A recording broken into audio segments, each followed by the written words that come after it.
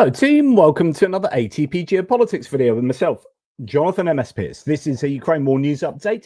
This is a live stream. I'm going to talk to you about the geopolitics concerning the war in Ukraine, but then I am also going to talk about the UK, I'm going to talk about the US, and basically everything that's going on in the world. Because that's how I roll. I hope you're all very well. Thank you for joining me, those of you in the live chat. And if you're not watching this live, where are you? What are you doing? Surely you should get your priorities right. I mean, honestly, I want to make a slight correction or add a nuance, I guess is a correct way of saying it, to something I stated this morning in my hits and losses video when I was talking about India. I mean, let's get straight into geopolitics now. Let's not beat around the bush. I talked about how over the last few days, India has given less is supposedly ordering or importing less Russian oil, crude oil, than it previously was. And then Phillips O'Brien came out with, well, actually, for the month of October, India's oil imports from Russia have gone up. And I was saying, look, something's weird here. This is a complete contradiction. But actually, Viggo Holmsen pointed out in the live chat, and this is a good point, that actually you want to look at, when orders are made, rather than when things are actually imported. So if you're importing something in October, the likelihood is that has been ordered months and months before. So it could well be that Indian refineries are starting to order less oil from Russia, but it will take months for that to actually filter through. There's a kind of lag time, a lead time there, and it may well be in a couple of months' time that there will be significant less on the inventory as far as Russian hydrocarbons imported into India is concerned. So, just a bit of a nuance there that actually I think does better explain what's going on. Right, we are going to, how am I best going to do this? Now going to look at all of the many, many different sources I have. I just want to make sure I've got the right screen on. Yep, here we go. We are going to start with, oh my goodness, where's my cool funky background? Let's at least get that in. Thank you very much. All right, we're going to look first of all at North Korea, and it turns out that North Korea have sent indeed, and this was something that was rumored to be happening, 5,000 construction troops to Russia since September for infrastructure reconstruction. South Korean intelligence has reported their deployment adds to 10,000 North Korean personnel near the Ukraine border, with 600 already killed in combat. My goodness, there are so many different numbers. So it is thought, as according to South Korean intelligence, that 2,000 North Koreans have been killed, not 600. And it's thought that 14 to 15,000 were actually operational around there, and that there was this other 5,000 or 6,000 that were going to be brought on, being mainly kind of reconstruction and humanitarian workers. And then there was talk of another 25,000 being added in terms of manufacturers or workers at the Yelabuga drone construction plant. So all of these different numbers are floating around the place, and I'm not quite sure what's the most accurate. But anyway, another 5,000 construction troops have gone. What does that mean? Who are they? How do they operate? Are they going to be just, is that French for a soldier? You tell me. Question, Kevin. I have a question for JP and the team. Lukoil has agreed to sell its foreign assets to Swiss firm Gunvor. Is this good or bad for Ukraine? I don't know enough details yet, but I imagine it will be a way for, I assume it'll be a way for Lukoil to get away with the least worst outcome. Of course it will be. Any entity is going to try and arrange for that. And it could just be that they have ways of still accessing that money, or I don't know, from Gunvor. I don't know exactly. I really would have to look at it. But as soon as I read something like that, I automatically think cynically, and that there's probably some vested interest of Lukoil in Gunvor or something. But I would hope that those overseeing the sanctions would be onto something like that. Right. Okay, we are going to now look at, well, actually, I was going to say Russian manufacturing, but actually, it sort of is, but it's from, well, we can concern ourselves with international car manufacturers. So the first foreign automaker, car manufacturers, lost the right to buy back its Russian plants. This is Mazda. They sold their stake, 50% stake, to Solar's manufacturing Rus with a 3-year buyback option. Quote, Mazda did not request to exercise the option, according to Solar's, says the Moscow Times. Mazda, which sold its 50% stake in the Mazda joint venture to Solar's manufacturing US in October 2022, agreed to a 3-year option to repurchase it. The period expired in October, but Mazda did not request to exercise the option, according to Solar's, the Japanese automaker's former partner. I presume it means that they have no plans of going back, which is, I think, good news. So rather than them trying to go back and them being refused, which is how you could read that first of all, it appears that no, we let that 3-year time period expire and we have no interest in going back into Russia, which is kind of what we want to see. No interest from outside agencies going back into Russia. And I mean, we already know that the car manufacturing industry in Russia is in all sorts of trouble.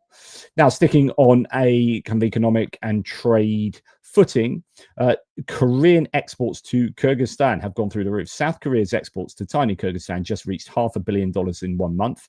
This stuff is obviously not headed to Kyrgyzstan, but going to Russia. The West is guilty of collective failure on Ukraine, chasing short-term profits instead of shutting down autocrats. Yes.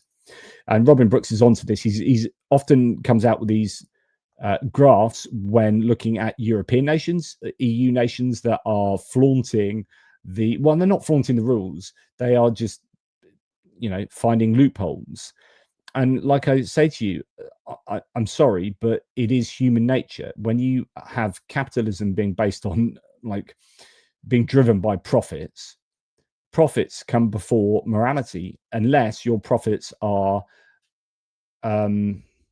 so integrated with an ethical demand structure. So, for example, in ethical consumerism, where you're like, right, I'm going to buy organic, fair trade, or this or that, or whatever it is, then you are demanding it because you're an ethical consumer, and then that drives the market to become more ethical in order to adapt to your demands. But essentially, that is not how most of the world works. Most of the world works in terms of oh, can I get this as cheaply as possible, and can I make this as cheaply as possible, and or can I maximize the profits on this? And if I'm going to get orders from Kyrgyzstan, even though I know it's going to go to Russia, if it's not strictly against the rules, and if I'm not going to get punished for this, then I am going to do it, irrespective of what my views are on Russia. So it'd be someone like myself, if I went into business now, right, and was selling widgets to the world, I personally would say we're not selling to Russia, because I'm deeply invested in the war in Ukraine and the morality concerning it. But most people in the world are going to be like, well, if we sell all these widgets to Kyrgyzstan, I know they're going to go to Russia, but hey, I'm going to be able to have a brand new Jaguar car at Christmas time. So I'm all right, Jack. And unfortunately, human nature does invariably kind of suck, or at least there are more people, I think, that would chase a profit than would chase than would turn down a profit in the face of an ethical decision. Sadly, I'm not saying all of you would do that. I'm not saying I would do that, but that is clearly how the world works, and we can see that reflected in so many of these graphs from Europe and elsewhere that indicate that many nations are happily selling their wares to random countries that just so happen to border Russia. Anyway, interesting one from Viggo. I've already mentioned you, Viggo, today. 88.7% at Gunvor is owned by Swedish billionaire Torbjörn Törnqvist. Gennady Timchenko no longer plays any role in Gunvor. Good stuff, but I wonder whether there are also in life, in economics, in finance, in commerce and corporations, there are all sorts of channels going in all sorts of directions, and I do wonder, Lukoil are going to want to sort out something that's as beneficial to Lukoil as possible. So yeah, as Kevin Force says, Gunvor rose to prominence in the 2000s as the world's biggest trader in Russian oil. So interesting. Anyway, let's talk about hydrocarbons still. No reports are saying Lithuania and Russia are in talks to extend the gas transit deal to Kaliningrad. So this is the exclave next to the Baltics that is disconnected from the rest of Russia. According to LRT, Amber Grid and Gazprom may agree on a shorter contract term and a higher service fee. The current 10-year deal expires in December. Lithuania says any decision will be made in coordination with the EU. So I have to see how that pans out. On to another Null Reports one. A coalition deal has been signed in Czechia. I mean, this is what we were expecting, but I think it's bad news generally for Ukraine. This is not good news for Ukraine and not good news for EU unity in general. So Czechia had their elections, and the right-wing populist political party ANO and the far-right SPD, which is a coalition of, proper far-right parties, and motorists for themselves, which is kind of like a MAGA equivalent. So these are all like right-wing populist parties all getting together for a good old Czech shindig. Anyway, they've formally signed a coalition, an agreement. Andrej Babiš is set to become the prime minister. He's anti-Ukraine, really, while SPD's Tomio Okamura, who's known for its anti-Ukrainian rhetoric, is expected to be the electoral speaker. Ukrainian refugees may face tougher conditions. I mean, Czechia has been such an important supporter of Ukraine for so many reasons, not least the Czech initiative and all the ammunition that has gone out to Ukraine, all of that artillery ammunition. And I do really worry that this will be, I mean, it was expected. We knew what was going to happen in the election, really. But this is not good news for Ukraine, I think, in any way, shape or form. If anyone from Czechia is in the live chat, let us know what your thoughts are and whether my dooming is accurate. So somebody sadly agreeing with me, AF Kaplan LSA, saying, truth, ATP, we live in a world where money talks, and it talks very loudly. In my experience, if enough money is involved, people are literally capable of anything. As I said, often say, everyone has their price, sadly. It was, as the adage goes, it was good to see, says Tim White, one of Trump's picks finally visit Kiev. I do wonder about that, actually. This is where I get a bit sort of introspective and go, right, I feel so strongly about Ukraine. What if someone came up to me and said, here is £1 billion. You will be sorted for life. You will be, I'd really like to think, and I'm pretty sure I would just say, I know I can be sorted for life. And I know that would change my life, and I could get treatment for my MS, repeat treatment or something. But that, I just wouldn't. I wouldn't have a price on Ukraine, I don't think. Even that, I'd be like, no, I'm not selling my soul for that. Sorry. Depending on what the context is, of course, and what I have to do in order to receive that money. But anyway, Tim White says it was good to see one of Trump's picks finally visit Kiev. So this is Matthew Whitaker, the US ambassador to NATO. Apart from Special Envoy Keith Kellogg, I can't think of any other willing person come to see Ukraine's capital, says Tim White. Today it was yesterday it was the US ambassador to the UN, Matthew Whitaker, who met with the foreign minister Denis Shmyhal, and also, I believe, with other dignitaries from, or other people, other connections from allied nations in Europe as well. So it's useful to see him there. I think hopefully it will be useful for him, and it's great to see Ukraine firsthand. You really want someone like Trump to go there. It'll be a big PR kind of exercise, but people who do, like Pastor Mark Burns, that went and then just completely changed his view on Ukraine. I think it's really important for people to go there and experience it when they are in these really important political positions, rather than make these decisions from afar. Now, I can only hope that this will enamor Matthew Whitaker to Ukraine more, he is actually becoming fairly robust in his defense or his support for Ukraine at the moment, and I really appreciate that. Okay, Belgian Defense Minister Thea Franken has said, as we know, suspicious drones have been spotted above Belgian military bases over the weekend. They're meant to spy on our fighter jets and ammunition. Quote, they came to spy to see where the F-16s are and where the ammunition is and other highly strategic information. The Russians are trying to do this in all European countries. Is it the Russians now? I can't say that, but the motives are clear and the ways of doing things like this are also very clear. He said on Sunday, an investigation was launched after reports of unmanned aerial vehicles flying over the Kleine Breugel military airbase in northern Belgium. So then we heard that the Belgians had changed their laws or rules so that the Belgian armed forces can shoot down, they can receive shoot down orders.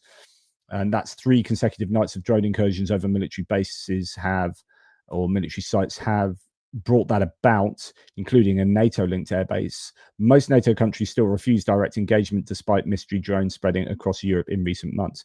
Quite incredible. I'd love to know exactly, who is behind these drones and whether it is a mix of everything, whether you have some Russian involvement, some copycats, and just like ne'er-do-wells, drone operators who just want to cause mayhem, knowing that is the sort of thing that's going on, or whether it's predominantly Russia or any other nation involved.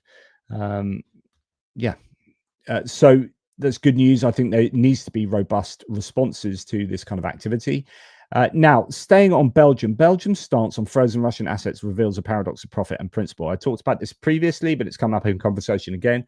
And I'm sure I've got some Belgian viewers. I don't know if Sophie and others are there, but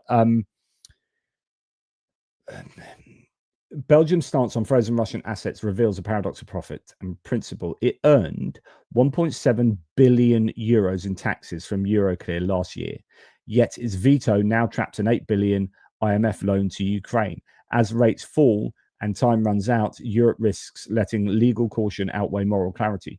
So what's happening is because the frozen Russian assets are not being used and the Euroclear money is not being used to go to Ukraine, I think that's affecting an IMF decision that gets money to Ukraine as well. So this is a really big issue for Ukraine. They desperately need these frozen Russian assets, really, from the Belgian entity Euroclear to find their way to, or the Belgian-based Euroclear, to find their way to Ukraine. There's a lot riding on it, not least the assets themselves and the money that they really, really need. This needs to change. Something needs to happen here. And you can understand Belgium's reticence. They're pretty reluctant, given that all the risk will be on them.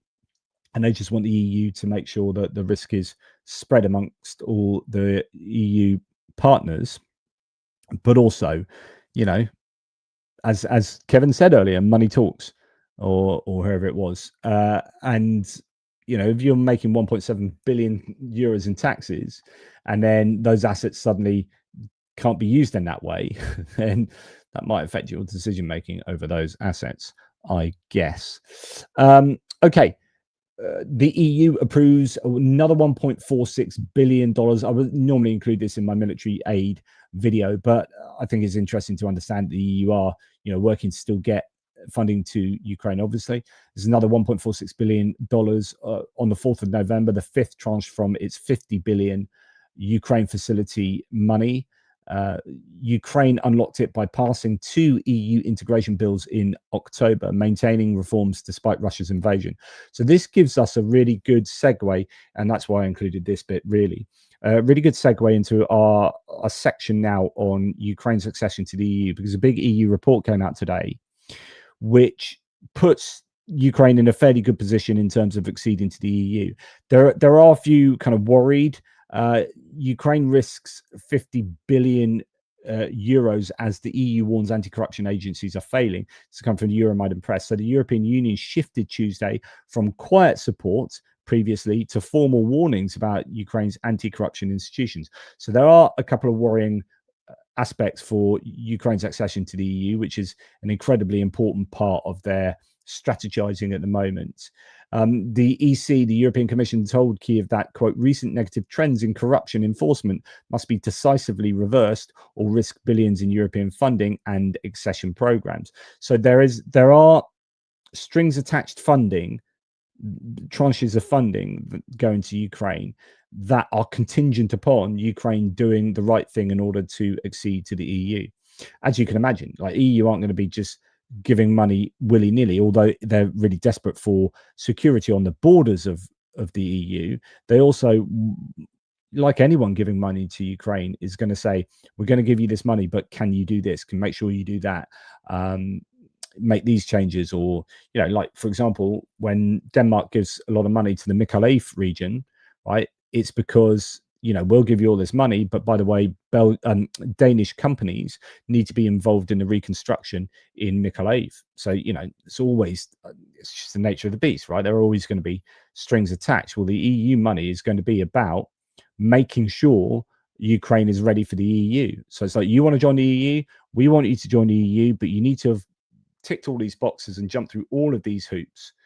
And once you've done so, then you can join the EU. So our money going to you is going to be contingent upon you checking the boxes for certain things that you need to do in order to get into the EU. And at the moment, you've made a couple of missteps with regard to all that sort of the independent corruption organization that Zelensky and the government were, you know, worried about FSB interference and so on and so forth. And we had all that controversy about, was it a couple of months ago now?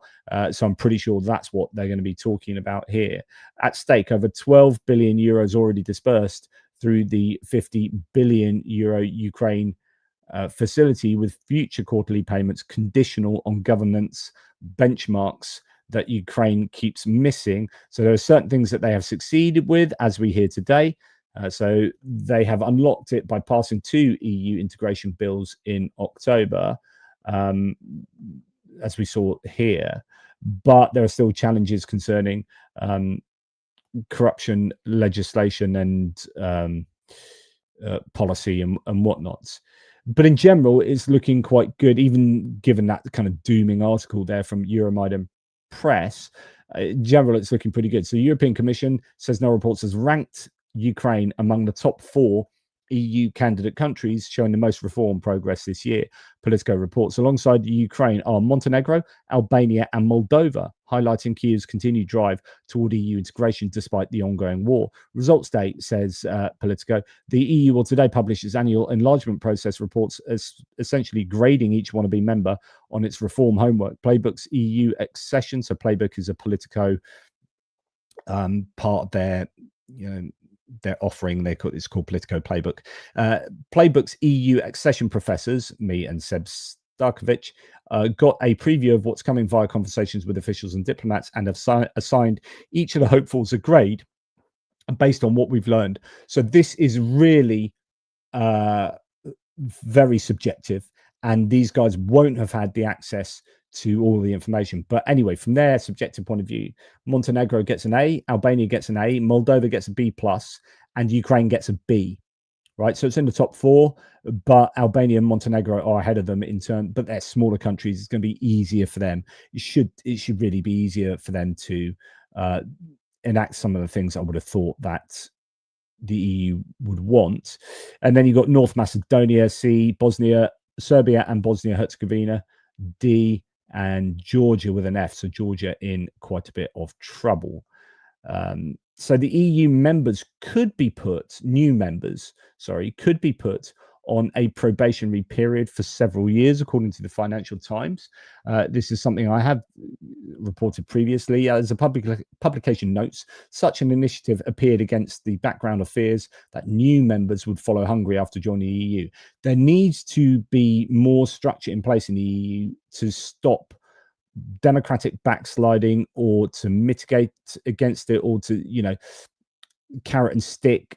But it needs to be more formal, because the EU appears to have very few tools with which to deal with countries like Hungary, who are actively democratically backsliding and then working against the EU. Essentially, you have an entity inside the EU who's working to unpick the EU. You're like, working on behalf of Russia. You're like, well, what tools does the EU have other than withholding funding? It seems to be the main tool they use. There are a couple of articles they can use, but they seem somewhat toothless, because I don't think they're expecting that to happen down the line. Even when the UK left the EU, there was no precedence for that, and they didn't really know how it all worked. That's why they had to have all these committees in place to try and work out the actual detail of what leaving the EU looks like, because it was never envisaged to be kind of an option. Okay, this I find awesome. This is the Italian Senator Carlo Calenda. He was a guy that was on TV with Jeffrey Sachs recently, and who's an economist who is a pro-Russian, anti-NATO EU, talking about NATO expansionism being the cause of the war in Ukraine. And Calenda on TV called him a liar. Just said, "You're a liar." And Jeffrey Sachs didn't quite know what to say about it. It was like he went for him. And I love this. Italian Senator Carlo Calenda on live TV said Zakharova. So Maria Zakharova is the Ministry for Foreign Affairs for Russia's spokesperson. Right? You recognize her, blonde hair. You should, talked about her heaps of times before. If there's any that's not actually a picture of her, but yeah, okay. Anyway, Calenda here saying Zakharova is scum. Russia is a nation governed by ruthless murderers. I love it. Say it like it is. Say it like it is. Awesome source. Right. So just seeing the live chat at the side, Matthew Gowdy talking about the helicopter unit, or the special forces that landed in Pokrovsk. I think he's talking about that, and it is distracting me, because that's a good topic of conversation. Indeed, if you want to look at Scruffy Tales' latest video, he talks about the Russian narrative for the special forces helicopter and team that landed, and they claim that they killed them all, but actually it doesn't appear that they knew much about it, because news had come out like 3 days before and they hadn't said anything, and blah blah blah. So Scruffy Tales has got a really good section of his video on that. Anyway, I will continue here with Geopolitics. Belarus now claims it's ready to take part in a peacekeeping mission in Ukraine. According to a top Belarusian military official, deployment would depend on consent from both sides. Coming from a regime that enabled Russia's full-scale invasion, the irony is off the charts, says Noah reports. I'm not sure that Lukashenko is going to be the first guy that Zelensky goes to when he wants assistance for a post-ceasefire, a post-truce situation. So, yeah, I think Lukashenko can probably take a long walk off a short pier. Now, we are moving off onto other topics marginally. We are coming back to Russia and Ukraine, actually, but we're starting to move on to other topics. And I just want to alert you to this. Some of you might have heard Donald Trump saying this, but why he said it is quite phenomenal. And I did wonder at the time. So Donald Trump, a few nights ago, said if the Nigerian government continues to allow the killing of Christians, the USA will immediately stop all aid and assistance to Nigeria, and may very well go into that now disgraced country, guns a-blazing, to completely wipe out the Islamic terrorists who are committing these horrible atrocities. I'm hereby instructing our Department of War to prepare for possible action. If we attack, it will be fast, vicious, and sweet, just like the terrorist thugs attack our cherished Christians. Warning, the Nigerian government better move fast. Holy crap. So this is a guy who was elected on being this peacekeeper, right? Said, I've solved 8 wars in 8 months, which is obviously complete bunkum. But he's also not a peacekeeper. He's trying to start a war with Venezuela. He's bombing the crap out of boats. How many boats has he blown up now? 15, is it? 14? At least 14. He's killed at least 61 people illegally, just like blown up these boats in the Caribbean. And then he's trying to start a war with Venezuela, which is, he's got more ships and troops in the Caribbean than I think since the Cuban Missile Crisis. And meanwhile, he's trying to start a fight with Nigeria. And then Pete Hegseth pops along, goes, yes, sir. Yes, sir. Yes. Oh, yes, absolutely, sir. It reminds me, Pete Hegseth is the Pam Bondi from the latest episode of South Park, which is, anyway, yeah, she has a brown nose. Yes, sir, he says. The killing of innocent Christians in Nigeria and anywhere must end immediately. The Department of War is preparing for action. Either the Nigerian government protects Christians or we will kill the Islamic terrorists who are committing these horrible atrocities. Right. Now, these atrocities are horrible, right? The Islamic fundamentalists in Nigeria are not nice. This has been ongoing for some time. The north of the country, I believe it is, has some real issues. And yeah, this has been well known for, over a decade. I mean, this has been bubbling away since 9/11, really, and thereabouts. But why has this suddenly come out of nowhere? What the hell is going on here that Donald Trump is announcing on Truth Social that he's threatening Nigeria with war? Like, what is going on? Anyway, apparently, I was watching a video on this as well. Apparently, he was watching Fox News and they just had a segment on the Islamic terrorists in Nigeria. And he got really angry. And then he wrote a Truth Social post like threatening them with war. It's absolutely incredible. It's like, apparently anything you see on Fox News, we know he watches Fox News, but the fact that he's dictating foreign policy, or that Fox News is dictating foreign policy, is quite astounding. Mehdi Hassan says, insane that we're almost a year into his second term and he continues to make major foreign policy announcements and royal international affairs based on what segment he just watched on a pretend news channel on cable. It's insane. Brian Stilter says, new CNN reporting, quote, Trump saw a segment on Fox News. Within an hour, he was laser focused on Christians' treatment in Nigeria. So President Donald Trump, it's a quote here from the CNN piece, was heading to Florida on Friday watching Fox News when he saw the network run a story on how Christians were being targeted by Islamic groups in Nigeria, two sources familiar with the matter told CNN. The president was immediately angered by it, one of the sources said, and asked to get a further read on the issue. Shortly after Air Force One touched down in West Palm Beach, he began posting on Truth Social. My goodness. It's like politics is like running a country by social media. It's absolutely incredible. Right, going back to Russia, let's listen to Elon Musk's father, Elon Musk, who is, don't forget, he has had a child with his own stepdaughter. So that's the sort of guy that Elon Musk is. Elon Musk's father. Would you like to get Russian passport? Russian passport? Yeah, of course. Why not? What for? Of course. Yes, why not? Of course I would. Yes, good question. No, of course.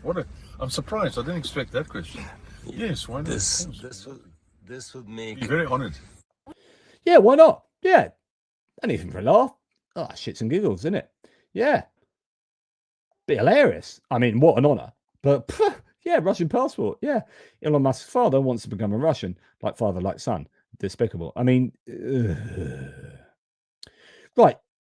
What's really frustrating is, and let's talk about Musk for a little bit, because, hey, it's my channel. I can do that. Twitter comes up with stuff like this, who to follow, and it prompts you to follow people who are invariably really bad people and invariably supporting Russia. Who to follow? Number one suggestion here is a blue tick, Mary Tiles, Texas. Supposedly, this American woman who likes tiling floors, who might not be American, although it contested this. Jay Kiev says, every day at the top of my who to follow list is always Russian disinformation accounts on the far right, pro-Russian accounts. So she came to prominence the other day by saying this, right? So Mary Tiles, Texas says, raise your hand if you don't hate Russia. And you're like, okay, so I presume she's wearing a MAGA cap. She is supposedly someone that tiles floors. And actually, I've seen videos of her tiling floor. So that is something she does, I think. But people have pointed out that, isn't it weird that in this picture, the chipboard behind her, or whatever it is, the jib board, that's a New Zealand term, has Cyrillic letters on it. So, hi Olga, if you're going to masquerade as an American from Texas, at least blur out the Cyrillic letters on the drywall behind you. P.S. I'm following all the mutuals that follow Russian thirst traps. If you ever learn to use your upper head again, we can talk. Until then, bye-bye. So we have someone who's purports to be American saying, raise your hand if you don't hate Russia. Then there's been all this argument actually over whether she is actually American, and someone posted a picture of her dressed up for some thingy, or I don't know, saying this is her third from the right, third from the left. I think she is American, but it's just like, God, you just can't tell anymore. Like, you've either got real Americans saying, hey, let's all be lovely to Russia, in which case you need your head screwed on properly, or you got fake Americans saying, let's not hate Russia, who are just Russian trolls or bots or fake account or whatever. And it's just, oh my goodness, what a mess social media is. So anyway, just we're going to return to that, by the way, this whole idea in a wee while when we go over to talk about the UK. But in the meantime, let's just talk a little bit about the American military situation. So the Trump administration has replaced the rear admiral atop a critical research office at the Navy with a 33-year-old Doge staffer with no naval experience, but who previously was a partner at McKinsey. So this is happening quite a lot, where experienced people are being purged, particularly from the military, and then are being replaced by either, you know, sycophants or people who are just completely unqualified to do the job they're supposed to be doing. So the guy that was put in charge of counterterrorism, who was like that, was he that 23-year-old with no experience in anything other than just a loyalist Republican campaign dude? And you're like, oh my goodness. So it's just always about loyalty and not about expertise. And as soon as you have a nation that's built on loyalty and not expertise, or government, then you know that you're not really following the principles of A, democracy, and B, you know, doing the best you possibly can for the people in your constituency, in your country, right? This is all about, I just need people around me who are totally loyal, because we're all going to grift, we're all going to get power, we're all going to make lots of money, and we don't really care about improving the lives of the people that we are in charge of, or that we are governing over. And this is happening in the army. It's well, the army, navy, air force. This is happening in the armed forces. You already had all of the commanders brought to that that talk by Pete Hegseth and then Donald Trump, where they basically said, look, if you're not loyal to any of this, you can jog on. And a couple of them jogged on. They'd already purged all the JAGs, or the lawyers, the military lawyers that were in place when they took over. They got rid of most, if not all, of the kind of top 4-star admirals and generals and whatnot, and have just been purging and purging and purging. And this continues, and you just wonder where this all leads. Is this just a completely compliant military that, instead of fighting for the upholding of the Constitution, they're just fighting for, because they're completely and utterly loyal to dear leader? And then you start looking like a dictatorship. So here we have another source saying they fired a general. CNN is reporting that Pete Hegseth has fired a 3-star general for disagreeing with Hegseth. This is Lieutenant General Joe McGee, was a director for strategy, plans and policy for the Joint Staff, before being fired. So another one going by the wayside there. And then you've had Senator Lisa Slotkin. She used to work, was she former CIA? She's now the senator for Michigan, a Democratic senator, but she's former military or military intelligence. She says 17 general officers have been removed or have retired in 9 months. I'm a former CIA officer. There you go. If I saw this in a foreign military, we would call that a purge. It's absolutely true. I mean, I won't play you the whole of it, but I won't play you this, but you know, listing all of these people that have been kicked out, that have been purged.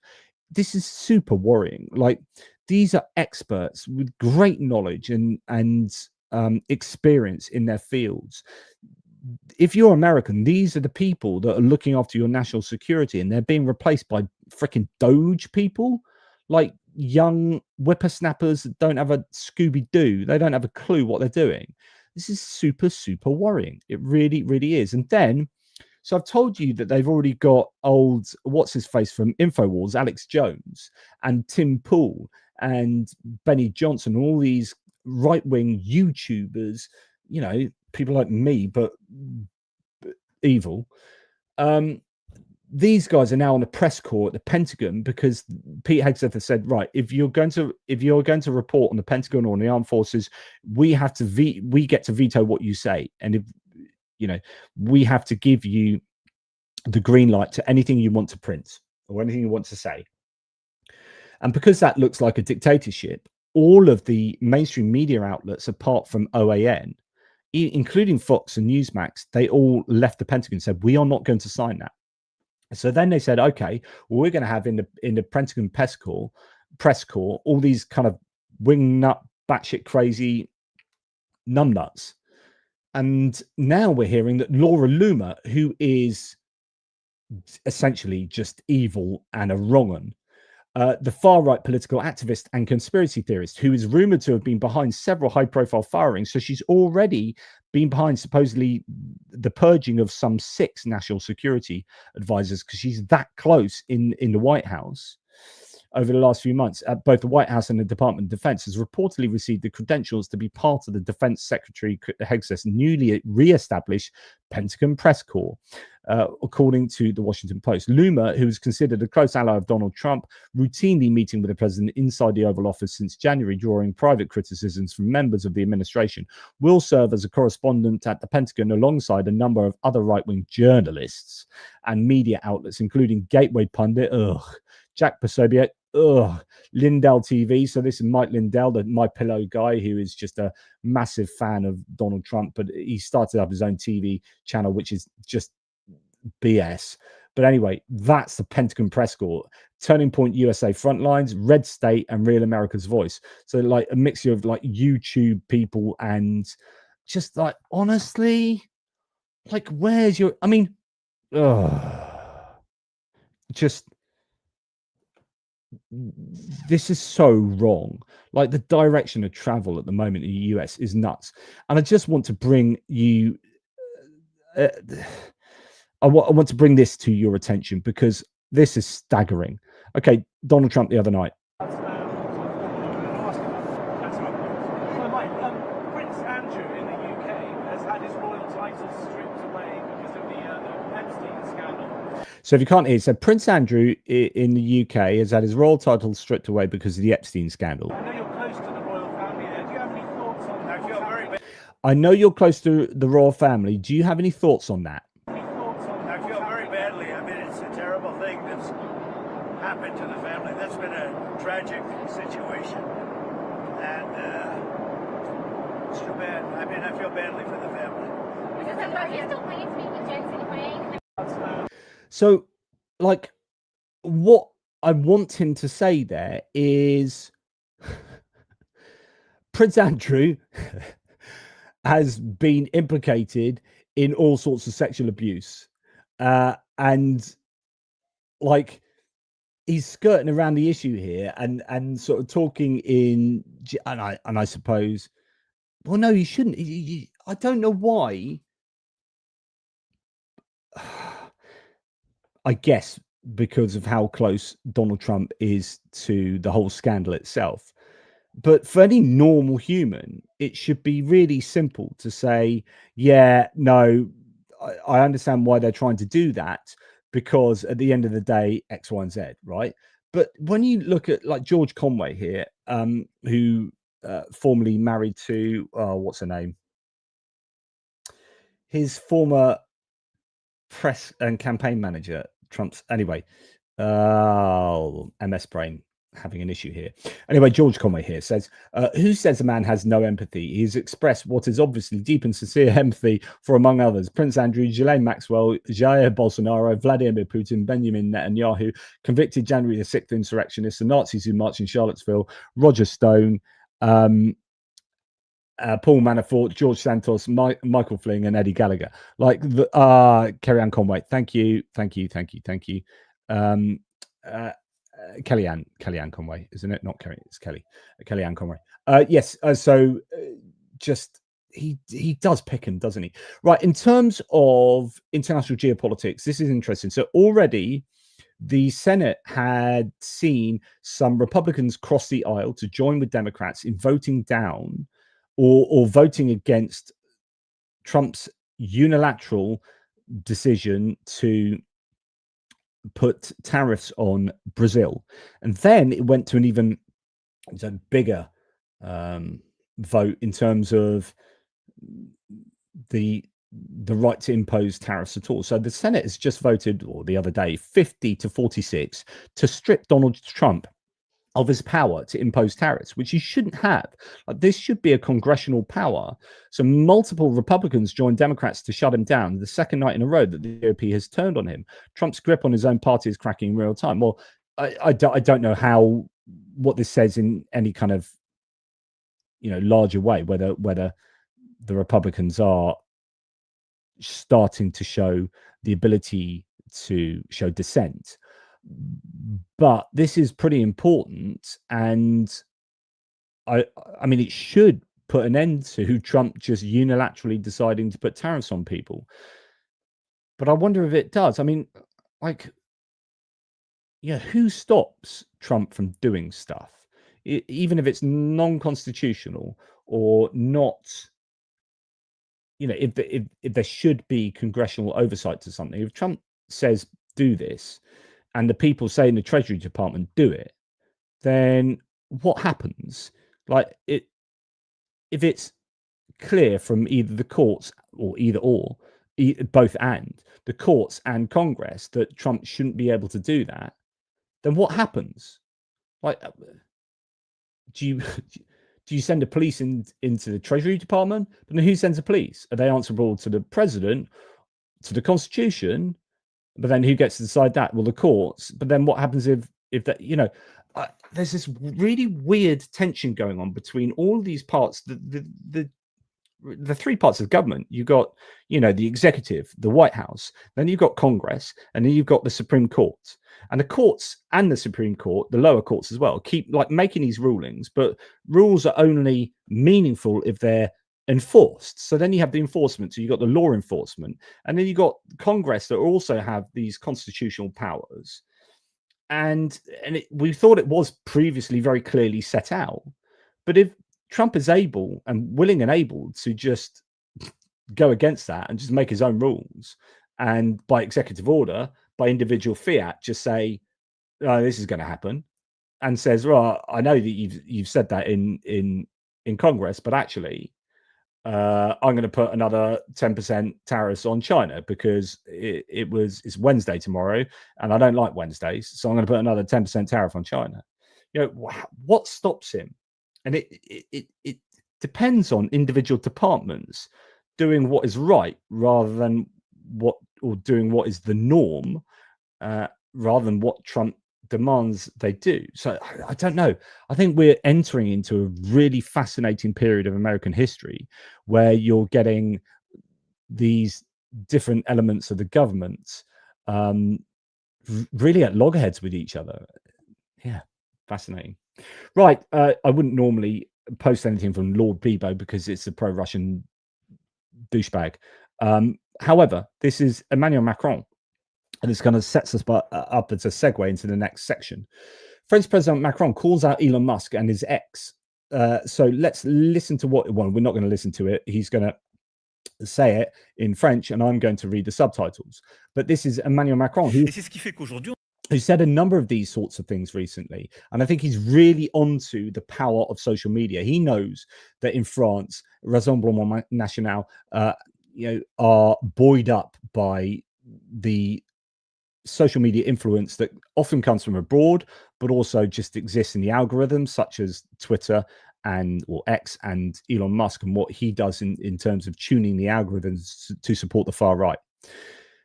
And Macron here says, and that's why we now have why we now have independent scientists showing that a young Frenchman who creates a TikTok account without any characterization, who types the word Islam After, sorry, it goes so quickly here. He types the word Islam. After the third content submitted to him will be exposed, and the English might not be great, to Salafist content. That's why I'm challenging you to open X in France today with free content. If you don't immediately come, you're poorly organized. Sorry, this is yeah, I don't think the translation is great. And far right, it's going too quickly anyway. And far right content from France and all over the world. And in any case, these platforms have decided to break with informational neutrality since their owners are committed to democratic combat and reactionary internationalism. Okay, so broadly speaking, he's having a go at the platforms for sending people down these particular paths because people like Elon Musk, one would surmise, that owners are committed to democratic combat. In other words, these guys are fighting against democracies and the ideals of democracy. And this is a real problem in the United Kingdom. In fact, I'm going to go forward a little bit before I go back. So this is really, really important. There's been a report that's come out on this in the UK, but I'm going to play you a little snippet from an LBC radio broadcast with Lewis Goodall here. This is on the back of Elon Musk stating that the UK is going to be in civil war, and in fact calling for the UK really to go into a civil war. He did this when he made the speech at the Unite the Kingdom rally, where there are these, he's speaking to Tommy Robinson, and Elon Musk has fully embraced the far right here, and he has done for several years now. But he's now trying to mobilize the far right and actually mobilize people into public civil action or civil disobedience. And now you've got other people calling, other political players like Toby Young in the UK calling on similar action. Toby Young tweeted last night, quote, "If Britain's drift towards civil conflict continues, the next phase will be physical. When politics ceases to settle grievances, they're settled by other means." Is that the sort of thing that a Tory peer ought to be posting online? I don't think we are there today. I'm not saying, I don't suppose Toby Young was saying that we are there today, but we've got to make sure we have, there are some common values. I think Elon Musk is wrong, and I think people who think, anybody who thinks we are there today, I think they're wrong. But surely we're nowhere near it at any point. At any point? Well, civil conflict in Britain, Kevin, really? Are things that bad? I don't think we'll go there, but I think Toby Young seems to. Well, I don't think he's saying that. He said, I haven't read the piece, so well, let he's me tweeting a link read to an it. article which suggested it could be on the way. And I'm just saying to you that he's a conservative peer. He's got the conservative whip. There would have been a time, I think, not so long ago, where he'd lose the whip for posting something like that. That's sort of hysteria. I think it would be a big mistake not to confront some of the realities we have in our society. Sure, you can do that and not predict civil conflict. I'm not sure he is doing that, but and that's what not what I'm predicting. But I do want to make sure we don't simply sweep these issues under the carpet. Toby Young. Okay, so Lewis Goodall says this is sort of hysteria that once would have been confined to the lunatic fringe of British politics, and it's now at the centre, partly thanks to the fact this network, Twitter, is largely a radical online right echo chamber. Now, Byline Times reports on a report that has come out from. Sorry, I'm just being waved at by a little baby. A report that's come out from the UK government, and the Byline Times article here is the UK must urgently distance itself from Elon Musk and SpaceX, warns a parliamentary report. So this is what you see there is the image of Elon Musk talking to Tommy Robinson and talking about all these elements of like civil discontent in the UK and really calling on the UK to go to civil war.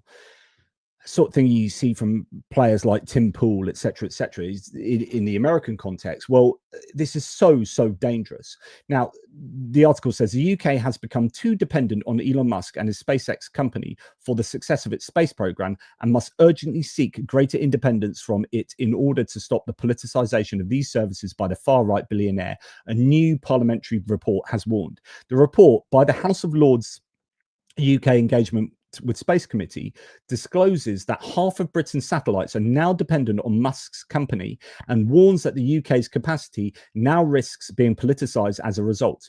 Musk currently spends much of his time on his X platform, which he owns, where he regularly attacks the UK's diversity and race policies and predicts civil war in the UK. He is also a financial supporter and backer of the convicted far-right British criminal Tommy Robinson. So when Tommy Robinson was recently in court, Tommy Robinson's lawyers were paid for by Elon Musk. Tommy Robinson is far right. Like, end of. And anyone that wants to disagree with me can do so happily, but you're wrong. However, the UK government has so far resisted calls to distance itself from Musk's companies, with ministers refusing demands to come off his X social media platform. This reluctance could prove particularly challenging when it comes to the UK's space infrastructure. The report by peers warns Musk could use his dominance to crowd out competitors in satellite communications before politicizing the UK's reliance upon his companies, saying that, quote, this reliance is challenging in the context of increased demand for SpaceX launch services and the potential politicization of the Starlink service. Now, going back to geopolitics here, like what's happening in the United States is that NASA is being gutted and defunded, it appears. Like the Trump administration, was it 47% of, I don't know, but that was that 47% reduction in funding or in research projects or funding for research projects by NASA, something like that. Anyway, excuse me if I've got that wrong. But the point is that NASA appears to be in the process of being either gutted or sidelined, and Elon Musk's SpaceX has received a $2 billion contract. And you're like, okay, so NASA is out, and with all of its, like, what does NASA do? Well, it does stuff on behalf of the United States, and the power isn't centralized in one person. Also, look, they're doing things like looking at how our climate is, and we don't like that, so we're going to stop that from happening, and then we're going to give all the money to Elon Musk, and then he can do exactly what we want him to do, except he'll do what he wants to do, and then there you've got a national security issue. But that's what's going on in the United States, and we could look over to the United States and say, maybe we shouldn't go down that route. And yet the UK government seems to be inexorably drawn to Elon Musk. The report by peers warns he could use his dominance. The report calls for the UK government to reduce its reliance on SpaceX and use other launch sites abroad and build sites in the UK to launch satellites. One is already under construction in Shetland. The UK last launched its own satellites in 1971. Under the title Space Economy, Act Now or Lose It, the committee hears from witnesses calling for the doubling of spending on space industries from 640 million to 1.2 billion pounds, calls for the creation of a Minister for Space and for much more coordination in government to create a unified space program. And then, there's much more to say about it, but there is a real worry that the power of these individuals, but particularly the power of social media in politicizing our electorates, it's just a real worry. Anyway, now what happened in the UK?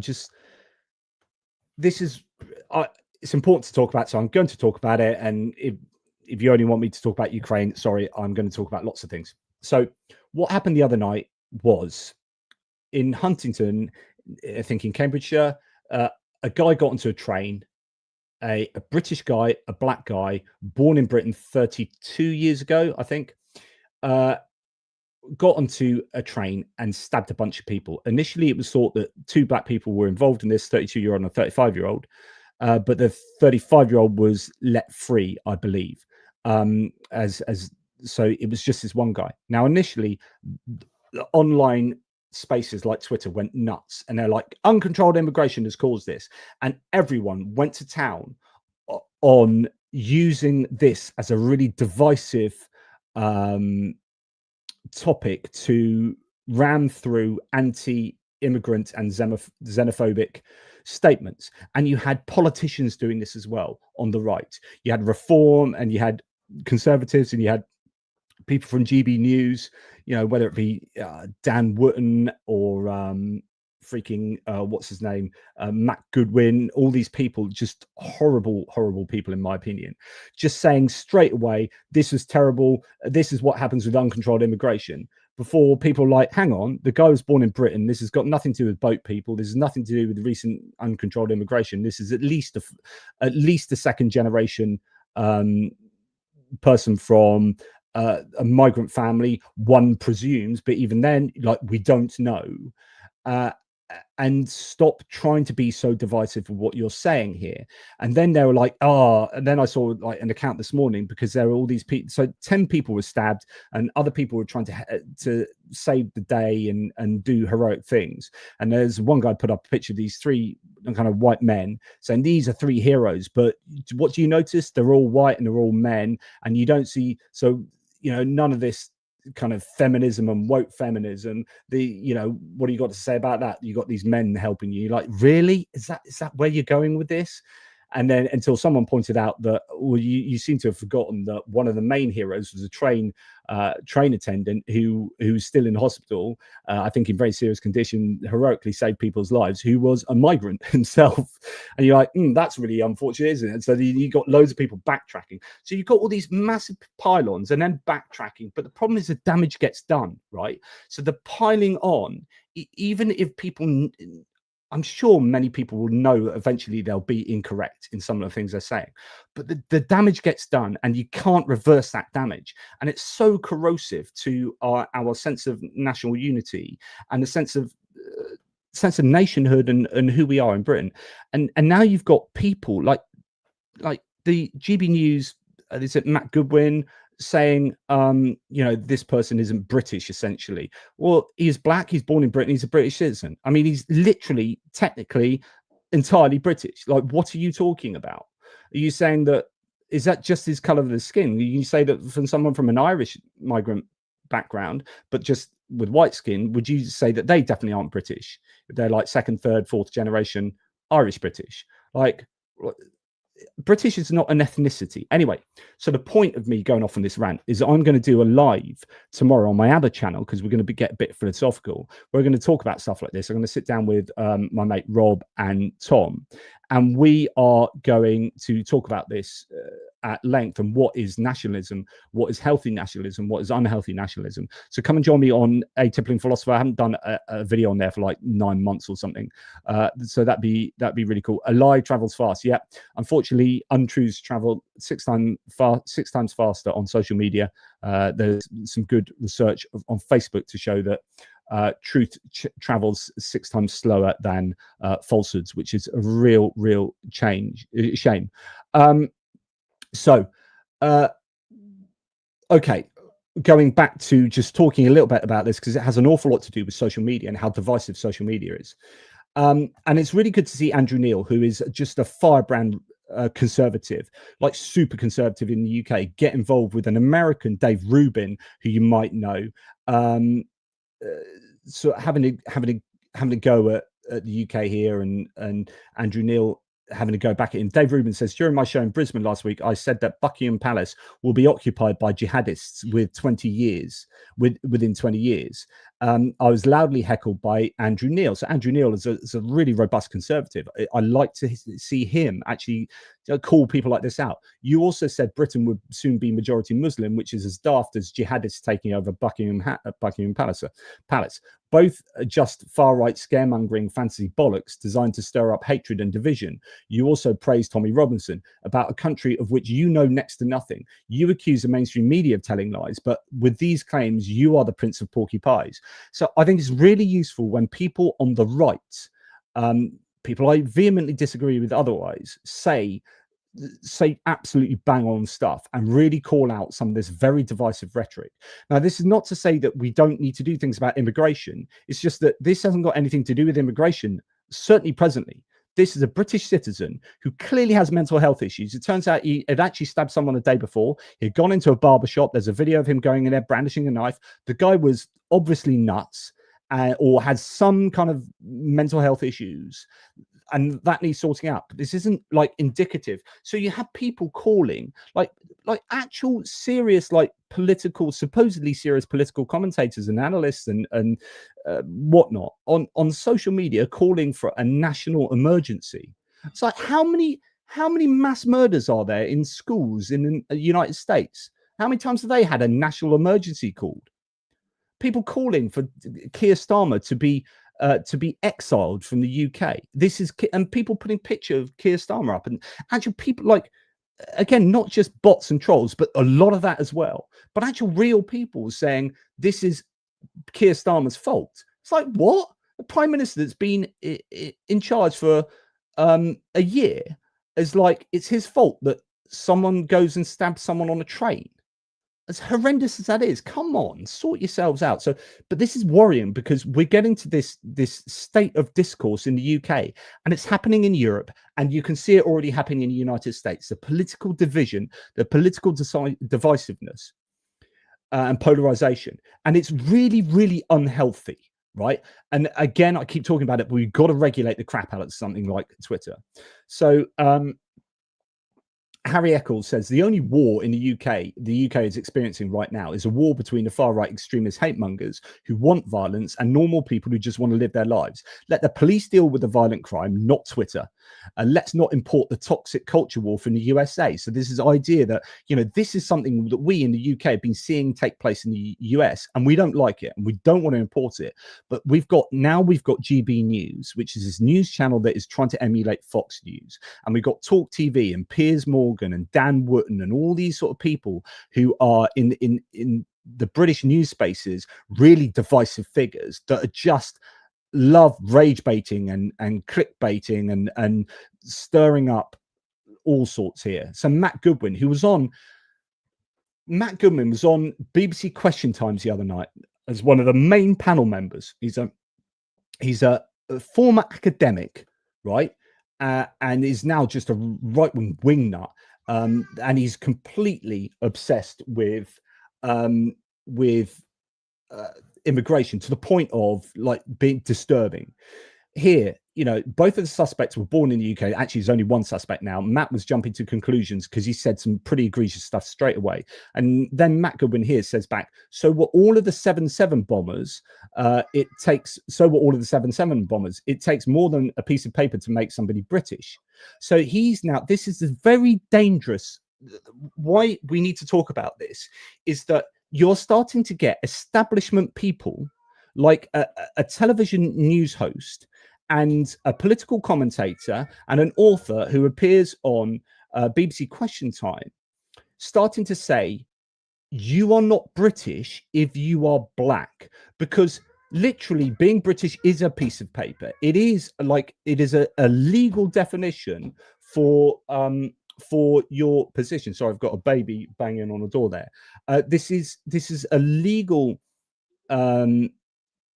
labeling that isn't to do with ethnicity. But we've got somebody saying, and there are other claims as well aligned to this, where many such people are saying this person is, you know, scare quotes British. He's not actually British. He is British. He was born in Britain. He's a British citizen. He is British, whether you like what he did or not. But of course, it's because of the color of his skin. So had this person been someone of Irish descent a few generations back, would you say this person isn't British, and would you shun them in this kind of way? No. So there is more going on here, and there is just an overt racism happening here. So Matt Goodwin stating that black people cannot be British. This is who BBC Question Time decide to have on their show. And this is really, really worrying. So we're going to go back to Lewis Goodall here again. A friend texts from abroad this morning. He tweets 41 minutes ago, what has happened to your country? 3 words, he says. Mass uncontrolled immigration. That's what's happened. I mean, for goodness sake, this is absurd. We've just heard from the police that the 2 suspects are British nationals. They're both born in the United Kingdom. That's not immigration. That's people who are here. And these people basically just hoping for even tragedies to fit their narrative. It's appalling. People who have got huge social media followings and so on, instead of just waiting for the police to say what they've got to say and the appropriate conclusions can be drawn. astounding. The rising, simply the legitimization of just base reflexive racism in this country, day after day after day after day, is worrying, is disturbing and disgusting. And then they turn around these people, and go, oh, tensions are rising. Well, who rose the tensions? Who inflamed the tensions? You. A friend text from abroad. I honestly, every word of Lewis Goodall there is just bang on. And this makes me sad. This guy, Ryan Ramsey, saying, look, I'm from Sri Lankan heritage. I commanded submarines for the Royal Navy. I've served this country almost my entire adult life. And in the last year, I've been challenged directly about my skin color in the UK. That never happened since the 1970s and 80s. So the last 30 years, not had a problem. This last year, I am being essentially racially abused. He says, has Britain suddenly become racist? I don't think so. I think pressure, politics, and online rage are dragging old ideas to the surface. Fear is being weaponized. Division is easy currency. On a submarine, nobody cares where you're from. Can you lead? Can you contribute to the team? Can you be trusted with lives? Identity isn't skin deep, it's purpose deep. That's the Britain I still believe in. One that grows, not shrinks, includes, not excludes, judges by contribution, not complexion. Belonging shouldn't feel fragile in the country you've served. We can and must do better than this. Absolutely. It's such a febrile atmosphere, but that febrile atmosphere is brought on by people like Matt Goodwin, right? And there are so many of them. Honestly, the whole GB News production and presentation team appear to be singing from the same song sheet here is deeply, deeply disturbing. And so when we then get a parliamentary report saying we need to distance ourselves from Elon Musk and his polarization on Twitter and also SpaceX, I'm nodding my head in agreement 100%. Yeah, and interesting, Elliot Higgins here, whom I've interviewed. Go and check that out. It's still relevant. It's one of those evergreen videos. Who is from Bellingcat and deals with disinformation and whatnot. He said, this piece captures a core problem of the hollow democratic state. Politics has become performance, optimized for visibility and not understanding. Sam Bright says, Farage is winning because politics has been reduced to clickbait. It's a shallow spectacle that favors clowns and con artists.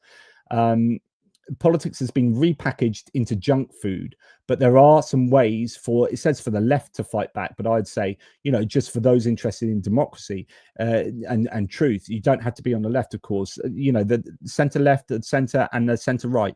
We need to be working in unity to stave off, I think, the particularly dangerous far right populism. So Elliot Higgins says what they describe is performative discourse, where speech is rewarded for emotional impact rather than truth.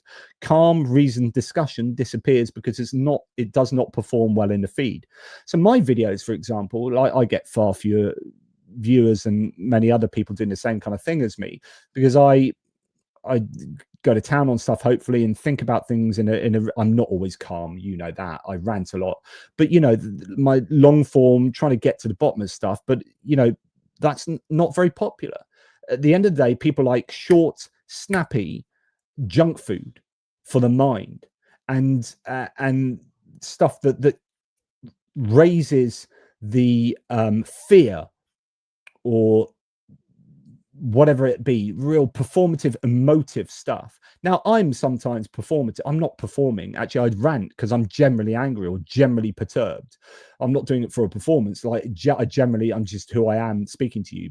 But so I'm not always calm, right? But hopefully there's good reason for that. In my VDA framework says verification, deliberation, accountability. We talked about all of those three on my video. It says this is the logic of hollow democracy. Verification, deliberation, and accountability still appear, but only as performances shaped by platform incentives.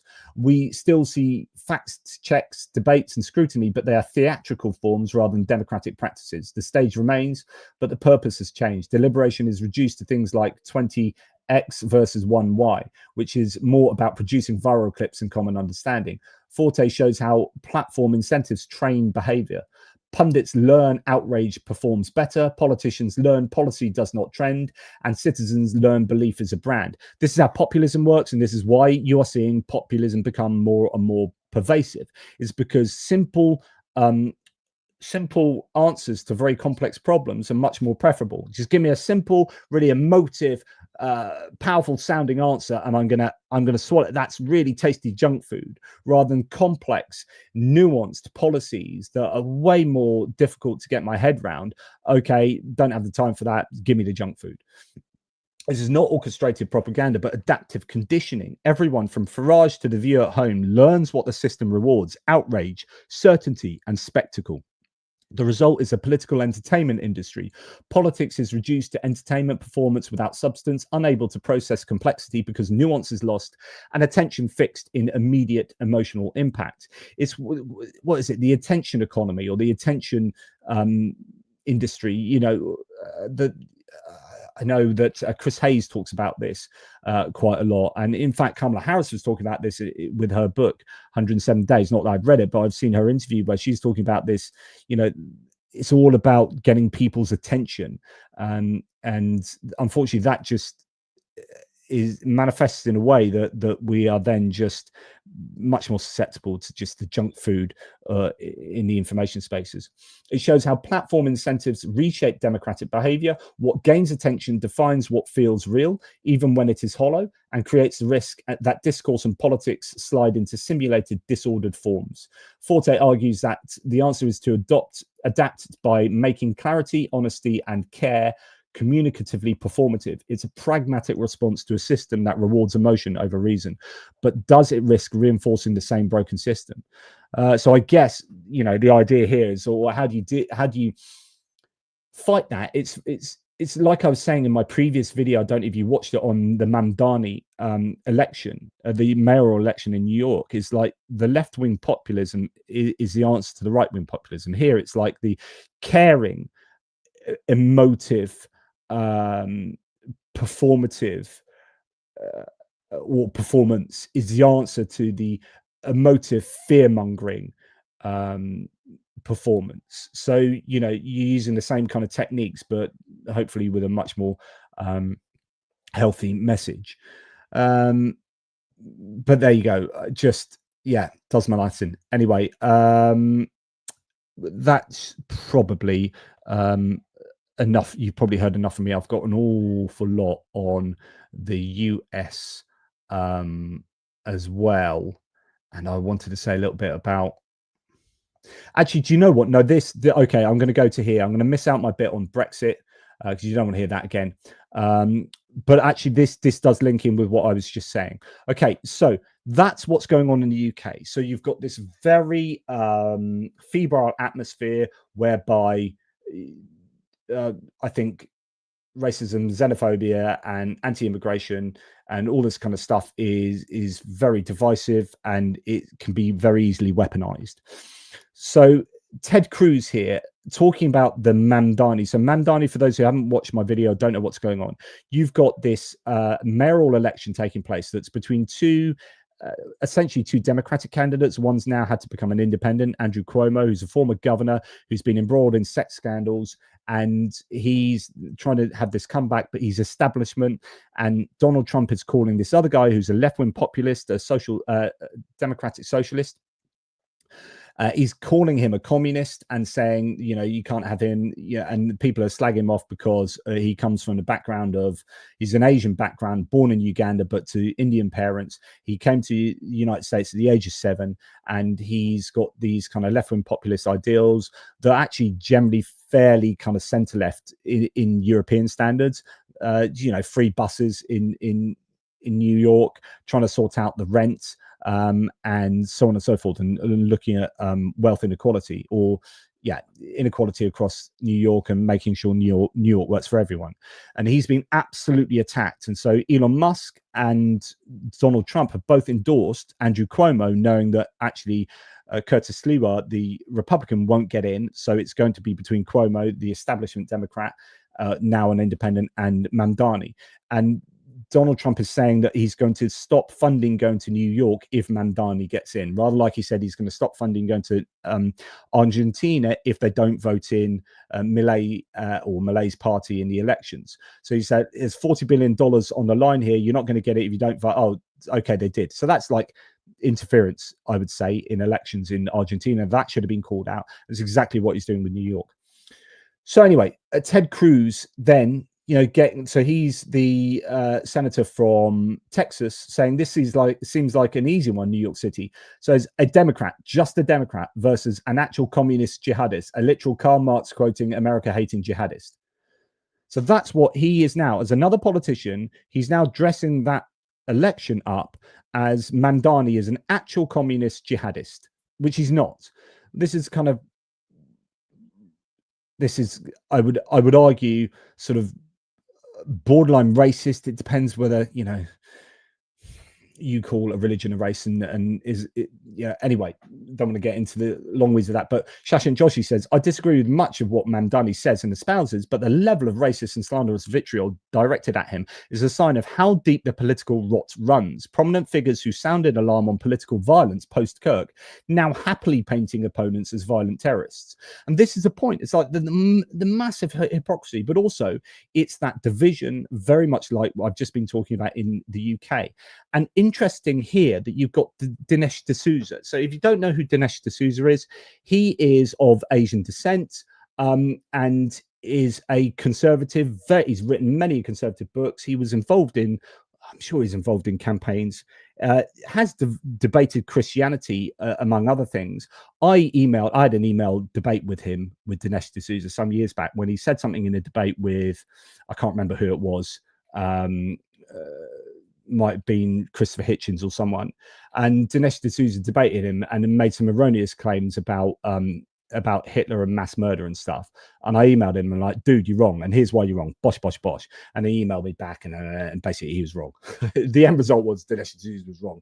But anyway, Dinesh D'Souza is very much a conservative, super conservative. And you got Vivek Ramaswamy, who was, remember, running to be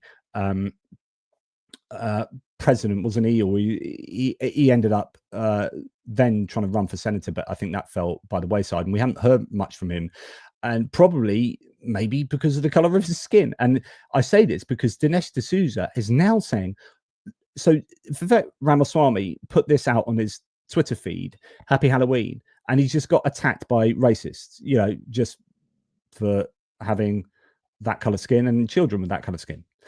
And Dinesh D'Souza, as a fellow super conservative, says, look at the abuse Vivek is getting for posting an innocuous photo with his boys. This is the shit show that Heritage and Tucker have brought upon us.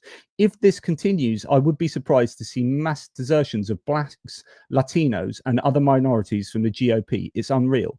Now, I did that video the other day on Nick Fuentes and Tucker Carlson, the interview that is fracturing the Republicans, because you are seeing real elements of the normalization of outright racism, and that's super worrying, and it is manifesting in many ways. And you got Dinesh D'Souza even calling this out. This is happening. Ron Flitkowski, a shocking report that pervasive racism has been discovered in the Republican Party. Who knew? So yeah, I think that is definitely something to be concerned about. And talking about the polling, I mean, the polling is super bad for Donald Trump at the moment. And Owen Wint here says, in our polling with YouGov, since the start of the second term, Donald Trump's net approval has fallen 17 points among white Americans, plus 17 to -1. 28 points among Hispanic Americans, -9 to -37, -37. And 38 points among Black Americans, -36 to -74. So I said in my video, I think on the Nick Fuentes video, that he has, or on one of my recent videos, that Donald Trump has squandered his improved approval with Black and Hispanic voters that got him to the White House in 2024. He got in on the back of a bit of a shift in Hispanic and Black voters, and they have deserted him. The stats are very, very clear that he has squandered that shift in Republican support. And when you see stuff like, if I was a Republican strategist, I would be going to Ted Cruz, can you shut the front door? I mean, can you shut the hell up, mate? Because you are damaging our chances. But also, I'd be saying the same to Donald Trump, to be honest. It's like we should be nurturing this support, because otherwise we ain't going to get back into power. And then you're thinking, well, maybe they're not bothered about getting back into power because there's going to be no process to getting back into power. They're just going to steal power and stay in power. So they don't give a damn what Hispanic and black voters think going forward, because 2029 is going to be a whole different kettle of fish, or 2028, or whenever it is, 2028. It is super, super worrying. Sorry, I haven't been watching any of the live chats. I hope you're still with me on this. Heritage Foundation is getting involved in Europe as well. And I think, yes, anyway, I won't digress. So back to what I was saying. Now we're going to look at just a couple more bits to do with Donald Trump, actually, to finish. This is fascinating. I talked to you the other day. I did a video on pardons and how he's pardoning people, but he doesn't know who he's pardoning. And he had some vague idea of who the Binance crypto guy was that he pardoned. But now he appears to have even forgotten that. So this is him on 60 Minutes. The government at the time said that CZ had caused significant harm to U.S. national security, essentially by allowing terrorist groups like Hamas to move millions of dollars around. Why did you pardon him? Okay, are you ready? I don't know who he is. So this is Chengpeng Zhao. So he was a president of Binance who was pardoned by Trump just recently. And you think, right, if you're going to use a presidential pardon, it's got to be for good reasons. And I've long talked to you about, I don't think Trump is running the White House. I think Stephen Miller's running the White House. And I think crypto people like Jeffrey Sachs and Peter Thiel and Elon Musk, those oligarchs, those South African oligarchs, together with Stephen Miller and Russell Vought. These are the people that are running the White House and Heritage Foundation. And if you want, so I talk about abductive reasoning sometimes, which is the inference to the best explanation. You have data. Here's a data point. What best explains this data point? It's absolutely staggering. Why did you pardon him? Okay, are you ready? I don't know who he is. I know he got a 4-month sentence or something like that. And I heard it was a Biden witch hunt. In 2025, his crypto exchange Binance helped facilitate a $2 billion purchase of World Liberty Financial's stablecoin. And then, which is Trump's own sons and Steve Witkoff's sons, World Liberty Foundation, their crypto coin. So that's all involved in it as well. And by the way, and you can speak to Benny Pie about this if he's in the live chat, like there was an issue with this guy's, I believe it was this guy's sentencing, because it was, I think, over the top. But then you change the sentencing, right? And you partially commute the sentencing. But what you don't do is a full pardon or completely let him off or whatever, because he was still found guilty. You know, he still committed a crime and still did wrong. So, you know, you can worry about the sentencing, but you change the sentencing there. So, you know, this is a using a hammer to crack a nut. then you pardoned CZ. How do you address the appearance of pay for play? Well, here's the thing. I know nothing about it because I'm too busy doing the other. But he got a only pardon. tell you that. But he got a no, pardon. I can only tell you this. The government. He got a pardon. He looks like he's connected to your son's cryptocurrency. He's done a load of wrong things. You pardon him, and then you said you don't know who he is. Like, what the hell is going on? So, as Ed Krasenstein says, like, how does Trump know nothing about the pardon of CZ? There's only three options here. One, he has dementia, or, you know, all the mental faculties are struggling. Two, he's lying. Three, someone else in the administration pardoned him. It's the third one. I mean, all of those are plausible, and it might not be mutually exclusive. So it could be a mixture of all of those things, right? But I think mainly there are other people doing the work in the White House. And I think that can explain virtually everything that's going on in the White House at the moment. So yeah, he doesn't know who this man that he pardoned is. Mike Nellis says the biggest story in the country right now should be Donald Trump admitting he has no idea who he's pardoning and that he only pardoned a crypto fraudster because his sons told him to do so. Could you imagine the reaction if Joe Biden admitted something like this? Just absolutely incredible. And then we have Mike Johnson, the Speaker for the House of Representatives, just letting him off as well. Questions. Manu, you get it first every time. This is not fair. Last week, you came here to these mics, and you were very critical of Joe Biden's use of the auto pen, his pardon. You said he didn't even know who he was pardoning. The last time. So, if you can't hear that, this is Manu Raju from CNN saying, hey, last week you came and you said you were really critical of Joe Biden using the auto pen and not knowing who he was pardoning. And I love this. I love this when you can be hoist by your own petard. And he's going to say, well, what do you think about Trump not knowing anything about CZ being pardoned? On 60 Minutes, President Trump admitted not knowing he pardoned a crypto billionaire who pleaded guilty to money laundering. So then Manu Raju says on 60 Minutes, the president said he didn't know anything about the crypto fraudster who pleaded guilty to money laundering. Does that also concern you? I don't know anything about that. I didn't see the interview. You have to ask the president about that. I'm not sure. Yes, ma'am. I didn't know anything about that. You have to ask the president about that. It's such a cop-out. And in fact, someone counted up the number of times that Mike Johnson has said, I didn't see this. I didn't know anything about this. You'll have to ask them. And someone, do I have it? No, I don't think I have it. And people asking, well, if you really don't know what's going on in your own administration this much, I think you need to go and do some research because you appear not to know anything about anything. And of course, he does know about it and he just doesn't answer it. And it's weak source.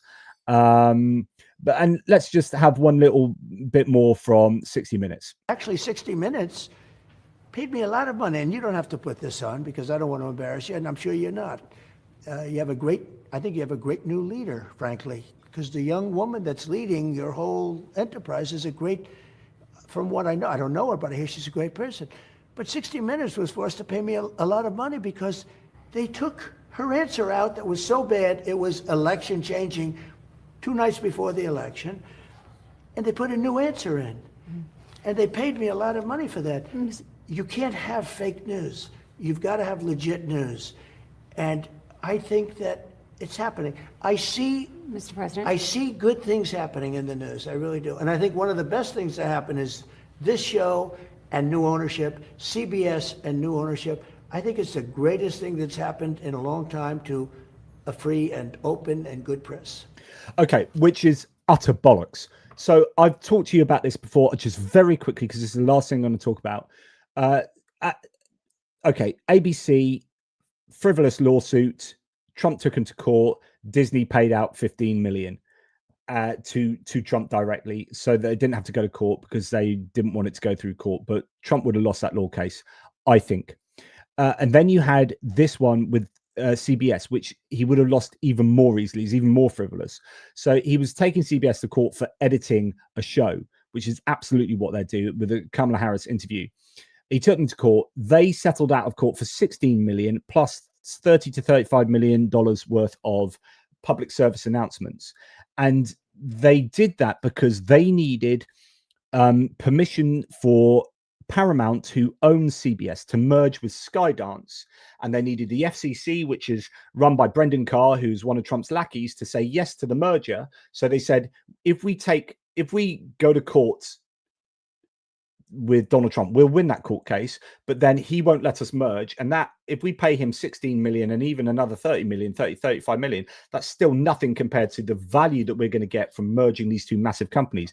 Plus, one of these companies is Skydance, which is owned by Larry Ellison and his son. And he's one of the people that's going to be put on the TikTok board. And these are big funders of Trump. So it was always going to be a case of settling out of court. So they paid Trump. So that's what he's talking about there. Hey, 60 Minutes paid me a lot of money. CBS paid me a lot of money.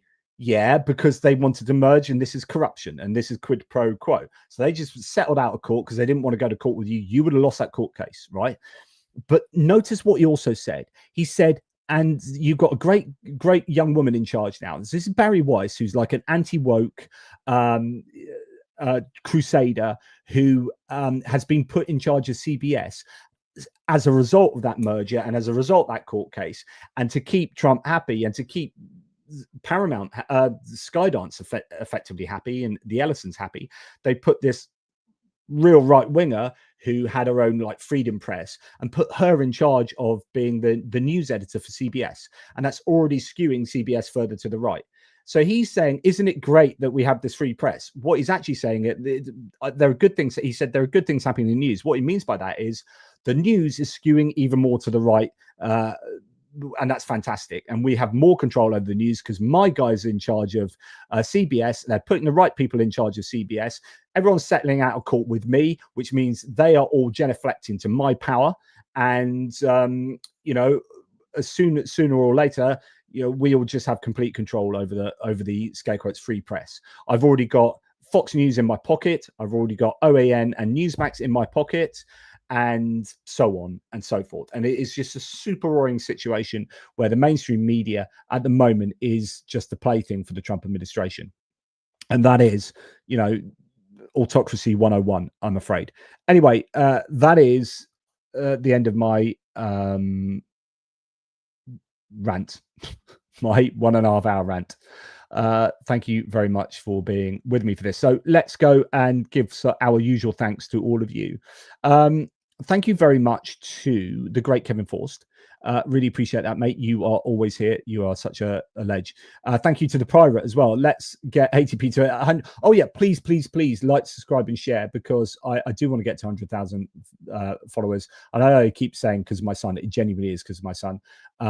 And he would really like me to have one of those plaques. So that'd be fantastic if you could help out with that. Thank you indeed. Look, I've got this thing to help me there. Woohoo! Look, like, subscribe. That's definitely going to make people like and subscribe. If you haven't subscribed already, please press the bell. Thank you very much to Pirate, who says, really like these live vids. Wish I got a notification. There are notifications now. So I think something went wrong with Discord, but it did work with Discord. There's an auto notification to Discord. I did only decide relatively shortly before this, though, so that's why you might not got too much of a notification. Thank you. We need some Little Whiskey Shop love. Yes, the Little Whiskey Shop is awesome, and I do need to make another order from them. The white port didn't last very long. Michael Viewchar gifting 5 ATP Geopolitics memberships. I need to get back to you on Facebook Messenger, mate. I'm sorry. I'm so behind. I have literally hundreds and hundreds of messages a day. Just there's never enough time. BMA, a little brew or tipple for Doris. Yeah, absolutely. I'll take her one round, virtually speaking. Thank you. And I appreciate that. And the pirate, again, looking forward to what is going to happen after the GOP is out of the White House. How many will go to jail for misuse of power? Oh my God, there's so much to consider when looking to the future in American politics. Like, will there be an election? What will happen in the midterms? Because the way I understand American politics is if the House of Representatives, just very quickly here, as we come towards the end, House of Representatives is renewed every 2 years. So you only have a 2-year tenure as a representative. You have 6 years in the Senate and 4 years as a president. And so every 2 years you have an election, and that means in the middle of a 4-year presidential term you have your midterms. I'm saying this for non-Americans. You have your midterms, and the midterms will have 1/3 of the 100 senators up for grabs. So each 6 years there are a third of them are up every 2 years. So a third of senators, third of senators. So in the midterms in November next year, you'll have 1/3 of the senators and you will have all of the House of Representatives up. And if the polls at the moment hold, you will have a landslide victory for the Democrats, which is why the Republicans are really, really worried. And if you have a landslide victory for the Democrats, interestingly, although the Senate is really important and much more kind of serious, if you like, foreign policy, politicians, because they're in there for 6 years, so they tackle the more kind of meaty stuff. But actually, the House of Representatives, the way I understand it, they hold the purse strings, and they actually do things like, you get impeachments done through them. And it's very likely if they have a landslide victory, there are going to be some serious investigations that get done, that get put in place by the House of Representatives. So I think the Trump administration is going to be particularly worried that there will be all sorts of investigations into people in the Trump White House if they lose the midterms.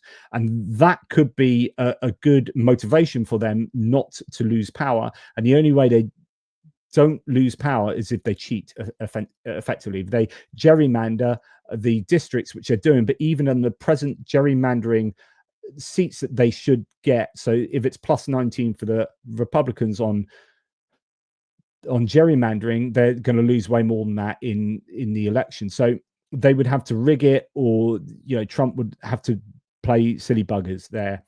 And it's going to be very interesting to see whether that actually happens, whether you do get a move towards autocracy, whether actually, in terms of like either not having elections or mitigating against the democratic mechanisms in the US system. So yeah, it's going to be really interesting to look at the midterms, and then of course the next presidential election. You got Steve Bannon talking about Trump ruling for a third term, but apparently some people in the Trump White House have got annoyed with Steve Bannon for saying that, because some people are saying that actually, although Trump has Trump 2028 and all of this paraphernalia to do with running for a third term, it's not constitutional, and there doesn't seem to be any genuine way that he can actually do that. And some are saying that actually Trump isn't really serious about running in 2028. So when Steve Bannon says that he's definitely going to be running and blah, blah, blah, actually that's starting to annoy Trump. So that's an interesting dynamic, but I don't know there. But yeah, just, what happens post 2028. Very interesting to think about that. Johnny Nevergard, thank you very much for your Norwegian love as well. Really appreciate it. And thank you very much to BME too. Did I say that? Anyway, right. I don't know if there's anything worth saying as well, other than Benny Pie from a technical point of view. First notification 10 minutes before the stream when it was scheduled by JP didn't fire. I will fix it, but the live now notification posted to Discord within 10 seconds of the stream going live.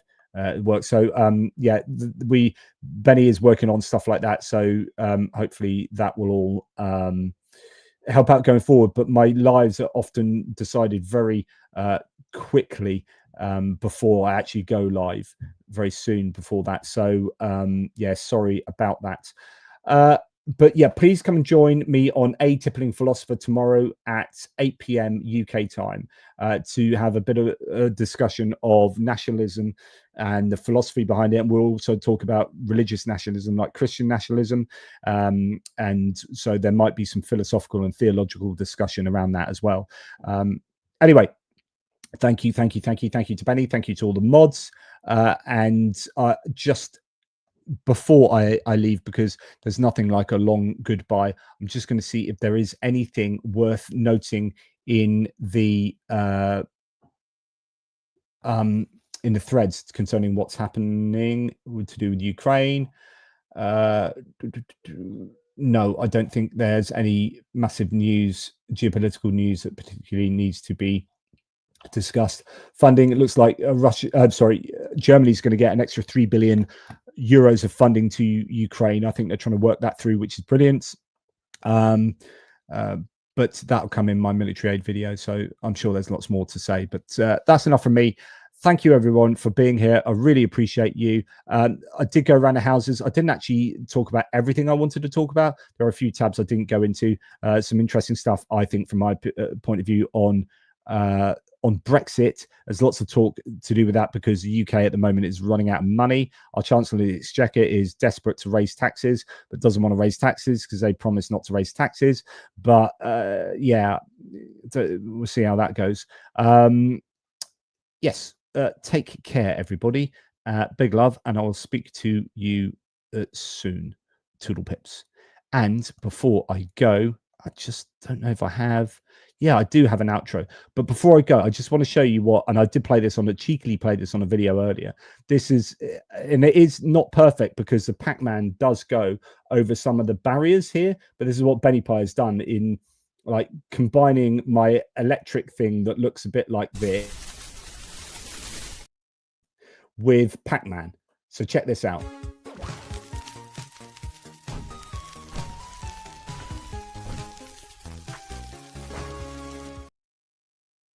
How cool is that?